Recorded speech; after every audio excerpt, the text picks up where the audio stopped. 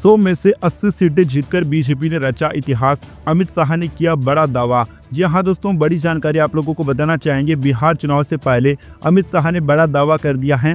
80% सीटों पर जीत का दावा किया गया है। क्या है पूरी खबर अपडेट, चलिए जान लेते हैं पूरे विस्तार के साथ। बिहार दौरे पर पहुंचे केंद्रीय गृह मंत्री अमित शाह ने डेहरी में कार्यकर्ताओं को संबोधित करते हुए कहा कि यह चुनाव सिर्फ सरकार बनाने का नहीं बल्कि 2/3 से अधिक बहुमत से एनडीए की सरकार बनाने का है।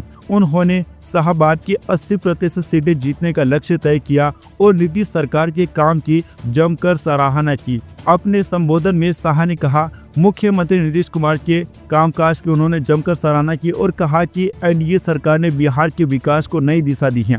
उन्होंने कांग्रेस और आरजेडी पर तीखे वार किए। राहुल गांधी की वोटर अधिकार यात्रा को आड़े हाथों लेते हुए शाह ने कहा कि यह सिर्फ दिखावा है। लालू यादव पर निशाना साधते हुए उन्होंने कहा कि लालू जीवन भर मुख्यमंत्री रहकर भी नीतीश कुमार की बराबरी नहीं कर सकते। शाह ने भाजपा संगठन की कार्यशैली पर जोर देते हुए कहा कि अन्य दलों में नेता चुनाव जीतते हैं लेकिन भाजपा में कार्यकर्ता ही चुनाव जीतते हैं। उन्होंने कहा हमारी पार्टी में बूथ अध्यक्ष भी राष्ट्रीय अध्यक्ष बन सकता है।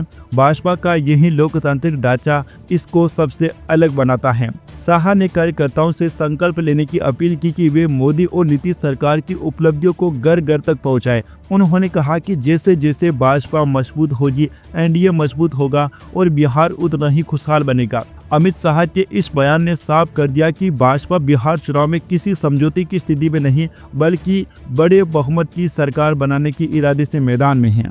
Subscribe now and press the bell icon. Never miss an update.